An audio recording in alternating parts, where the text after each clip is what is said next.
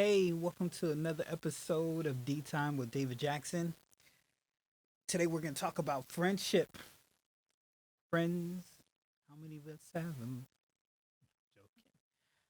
But yeah, I want to talk about friendship today. And I can think of no other, example of friends in the Bible than David and Jonathan. You know, it's probably taboo nowadays to really talk about really deep friendships. But I think the example of David and Jonathan, the example of David and Jonathan in the Bible is really important. I live in Seattle, and there's that cliche Seattle freeze, where a lot of people say it's hard to kind of make friends or kind of break into the friendship circles. I don't think that exists, personally, but I can see how people can kind of have that assumption. But I think that it's true wherever we're at. I think society, when it comes to friendships or starting new friendships, it's not something that's really popular. You kind of roll with the people that you came with and stick with the same group for long periods of time. But David and Jonathan had a special friendship, and when I read about them in First Samuel chapter 20, I see two people that were invested emotionally with one another. And I know this word typically isn't associated with friends, but emotional intimacy and really being close. They shared a lot. They shared their emotions. I'm sure Jonathan knew everything about David and vice versa. They're vulnerable. I'm pretty sure there are things that they shared with each other that weren't shared with someone else. And I know for us as as Christians and people trying to navigate this world, it can be tough to be vulnerable. I started listening to this podcast, a little plug, The Habit Coach, and one of the things that they talked about was, practicing vulnerability every day. Something as small as sharing a fear, sharing an insecurity, randomly, in your course of discussion. Just practicing that will help, and it was very helpful. I found myself just sharing openly about fears that I had, insecurities that I had. And I realized one, that although it was uncomfortable at first, it became easier. And two, I realized how little I did it before implementing these little, vulnerable spots in conversation.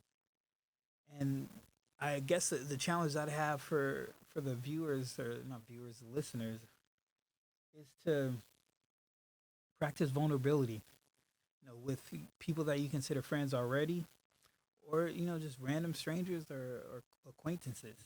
It doesn't have to be diary level sharing, but something small, something that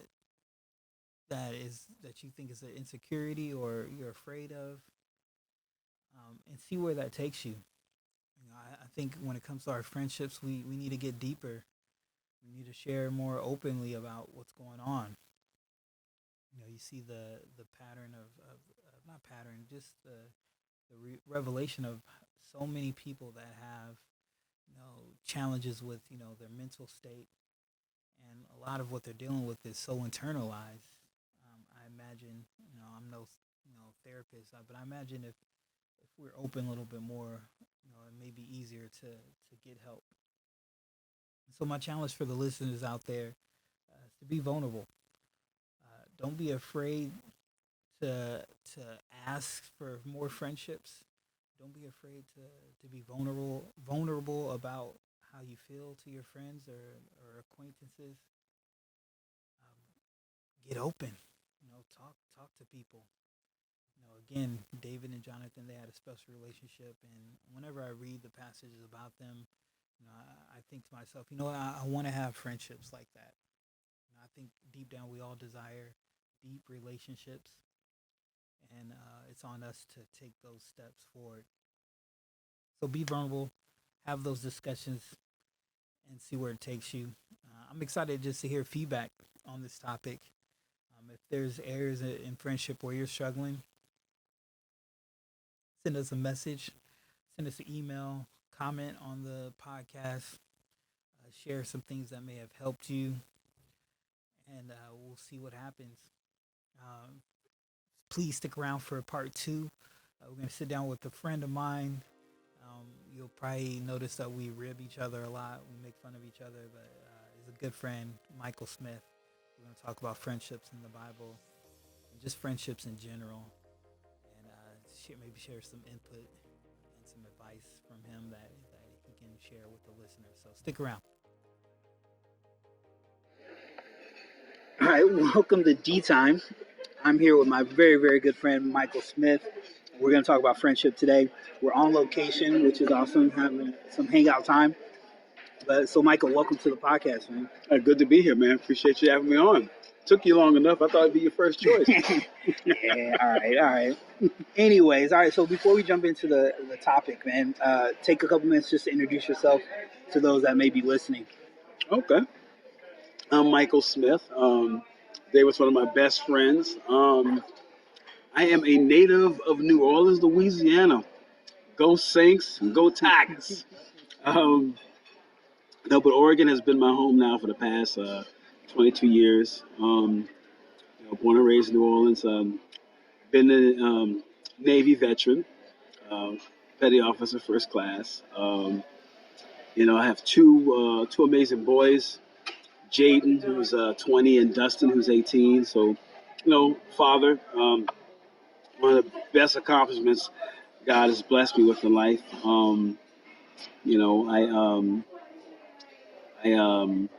I work in sales. Been doing that.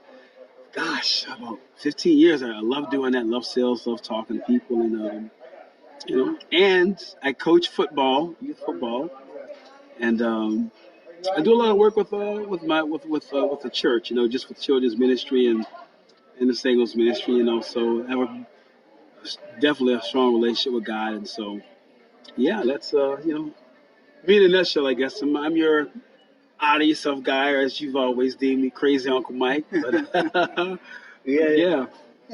Awesome. So we're talking about friendship. Obviously, you and I have a great friendship. But I want to know from your perspective, what are some qualities that you look for in a friend? Wow. Someone who's got money. Just kidding. I would say qualities I look for in a friend. Wow. I would say for me, one of the biggest qualities I think I look for in a friend is someone who's genuine. Like, even if we don't like the same things, we have disagreements, but someone who's just genuine and honest. Like, I know that they are someone that just really is going to be genuine about what they say and be and honest. I think genuality and honesty, and I would say lastly, just someone that's reliable. That I can count on them, and and that to be there for me. So those things I look for. Oh, I said the last thing I definitely look for is someone that's how do I put this into words? Someone that's not afraid to just be who they are. I mean, I think so many times I've had people in my life that I thought were friends, and they were just kind of like people pleasing or fake. But someone that's comfortable in their own skin and like not afraid to be who they are. Awesome. Yeah, this is great. So in the first part, I talked about friendship, and it's something that I think most, if not everyone, wants. Friendship, whether they admit to it or not. Mm-hmm. But sometimes people either don't take friendship seriously, or maybe they've been hurt, and they kind of withdraw. But for you, why do you think friendship is so important? Well, I think when you go through life, I mean, you can go through life alone, but you can't really live alone. I think friendship is important because whether it's going through good times or bad, you need people in your life to help lift you up in your successes, to help be there for you when you're going through trials and to help push you through. I think friendships, to me, I think they define me. I think, if I look at my life right now, over the past years, I mean, I think about like Rich Hardy. I think one of the biggest qualities he's shown and impacts me is that he's a guy that he just loves people, man, just unselfishly, just has a heart to love, you know. And I think when I think about DeMarcus, I think one thing he's a very very patient man, and that's not one of my strengths. And then when I think about you, David, I mean, you have this leadership quality that you lead from a place of servitude, and so when I look at all those things as an example, I think friendships define who you are. The people you put yourself around, and so for me, that's the impact that friendships have on me. That's why I think it's just so important. They can define who you are. Awesome, awesome. Yeah, shout out to Rich and Demarcus out there, or F5 as you call What up, it. F5 baby? Yeah, so again, in the first part, I also, for me, it helps looking at friendships in the world, or good examples of friendship. And as Christian men, there's a lot of examples in the Bible of good friendships, and one of them is David and Jonathan, right? I think it's one that most people would think about as a friendship in the Bible. And for you, what sticks out to you about their relationship? I think the thing that sticks out to most when I think about David and Jonathan, because those guys were tied to the hip.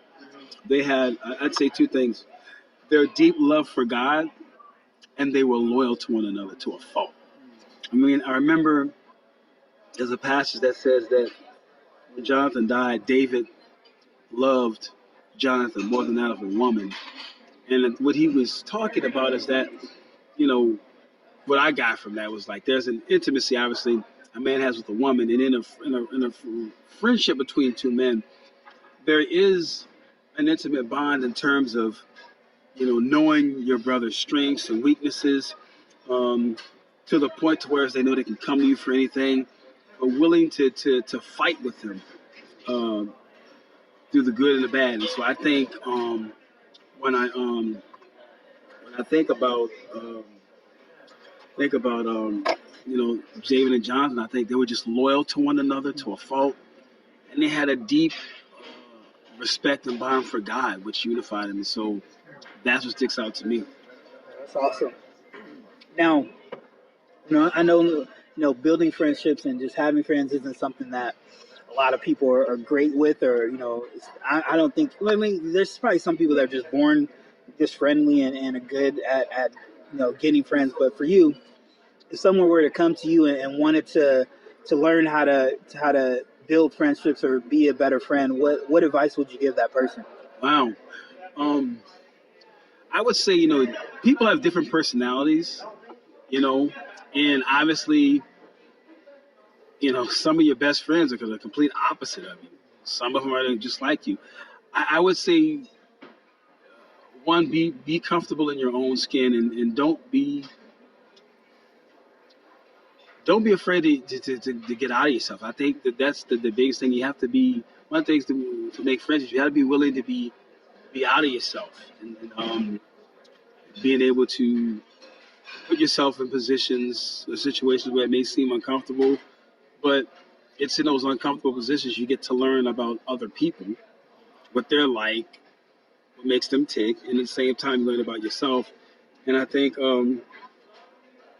secondly, I would say, being able to give of yourself. I mean, so many times I think we want to just take, um, in a society that's how we are as humans, but being willing just to want to give of yourself, to whether it's show you know serving someone with a meal, or just wanting to do something special for them, or to try to get to know them or whatnot. So I think just um, being able to be out of yourself, and put yourself out there, to put in positions that you may not normally be in, just to get to know someone, and just to try to really go after trying to serve someone. That's an iceberg, I think, a starting point where you can build friendships, because you can find commonalities.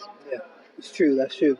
So, to close this out, I ask this for everyone I sit down with, and it doesn't have to pertain to this topic, but for you, what's been the best piece of advice that someone has shared with you in your life? You know, the best piece of advice I got was just recently. It's funny you mentioned that. Something I've actually heard when I was a younger kid, and I didn't really get it until now.